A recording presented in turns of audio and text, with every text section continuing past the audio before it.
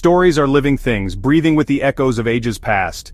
And some of the oldest ones, those whispered in forgotten tongues, have the sharpest teeth, ready to bite back at those who dare to listen. Picture the chaos of the Mexican Revolution, a maelstrom of clashing ideals and desperate struggles. A world unraveling where hope is scarce and the very fabric of reality seems to fray at the edges. Here begins Darkside of Zion by Cleva Hava, a descent into the abyss. A tale of Gnostic horror where ancient symbols pulse with a dark, forbidden energy. This isn't about monsters lurking in the dark corners of the world, the kind you can fight with steel and fire. But the terror that reality itself, the very ground beneath our feet, is a prison built by a false god, a gilded cage of lies and illusions. An unloved girl cast aside and forgotten is sold to a vampire sorcerer, a creature of the night with secrets older than time. He is the ringmaster of a circus hidden deep within the catacombs, a labyrinth of shadows and whispers beneath Playa Baghdad. This circus is no ordinary spectacle, it's not a place of laughter and joy. It's a place where every act is a ritual, a dark sacrament performed under the watchful eyes of unseen entities, every shadow a secret waiting to be unearthed. The girl must navigate a world where saviors and monsters are indistinguishable, where the line between good and evil blurs into nothingness. And the truth about her existence, the very reason she was brought into this world, is the most dangerous secret of all, a revelation that could shatter the foundations of reality. Her journey is one of survival, a desperate fight against forces beyond her comprehension, an awakening to the terrifying secret of creation, a cosmic horror that will forever change her understanding of everything she thought she knew. Before today's gods, before the familiar faces in our modern pantheons, there were others, gods of a different age. These are the ancient deities whose echoes still haunt our myths, their whispers carried on the wind of time. Their stories, though fragmented, still resonate within us. Darkside of Zion resurrects these elder gods, bringing them back into the light from the shadows of history.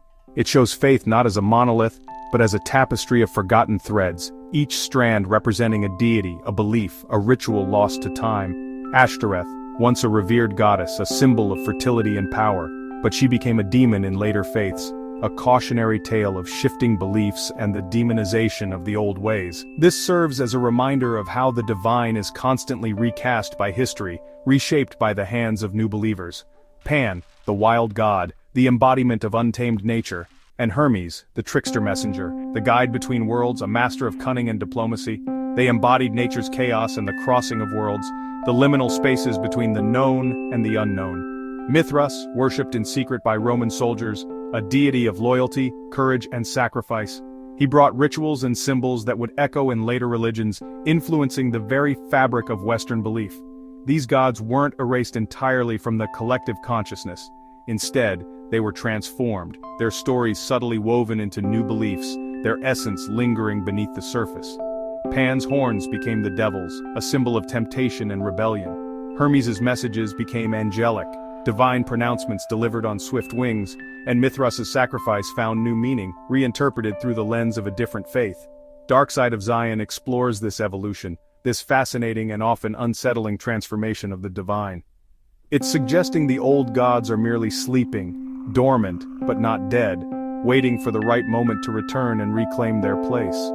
In the catacombs of memory, where the past lies buried, a new ringmaster might awaken them, calling them forth from the depths of oblivion. Angels feel rooted in Abrahamic faiths, but their origins stretch back further. Zoroaster's Amisha Spentus and Ahuras, divine beings of ancient Persia, set the template for celestial messengers. These ideas traveled the Silk Road, blending with local beliefs and shaping the angelology of later scriptures. Even the Bible's stories echo older myths. Genesis mirrors the Epic of Gilgamesh, with its flood and cosmic questions.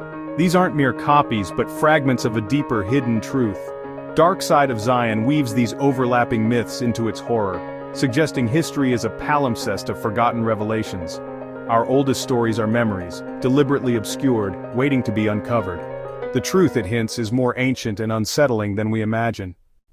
The Victorian era, torn between science and spiritual longing, became obsessed with the occult. Secret societies like the Golden Dawn sought ancient wisdom while archaeologists unearthed lost civilizations.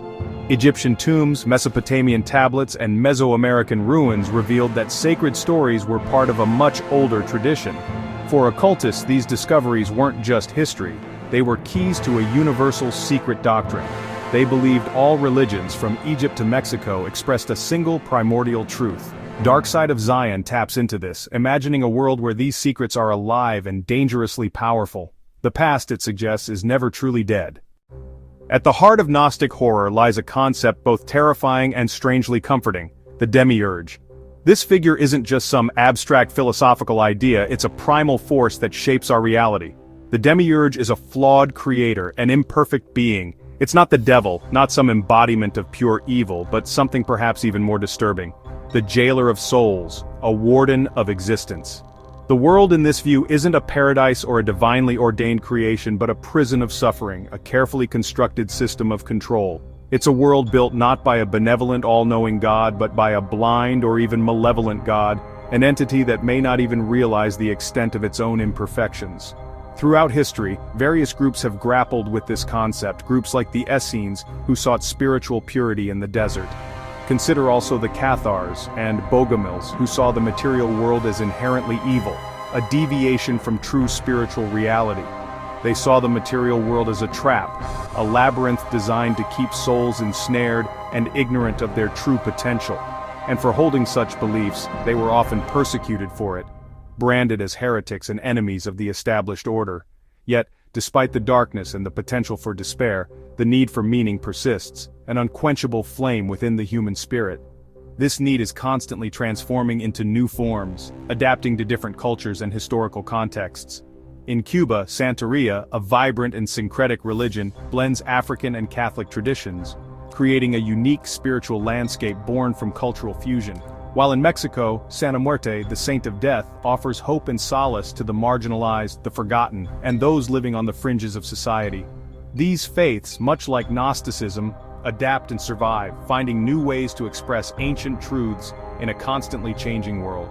They are speaking to those outside the mainstream, offering alternative paths to understanding and meaning. Darkside of Zion draws from this well of resilience, this deep reservoir of human experience and spiritual yearning. It's reminding us that even under a false creator's shadow, even in the face of overwhelming darkness, the spirit seeks its own light, a beacon of hope in the face of existential despair. The circus at the end of the world is dark, a twisted reflection of our own anxieties and fears. But even there, in that desolate landscape, the search for truth endures, a testament to the enduring power of the human spirit.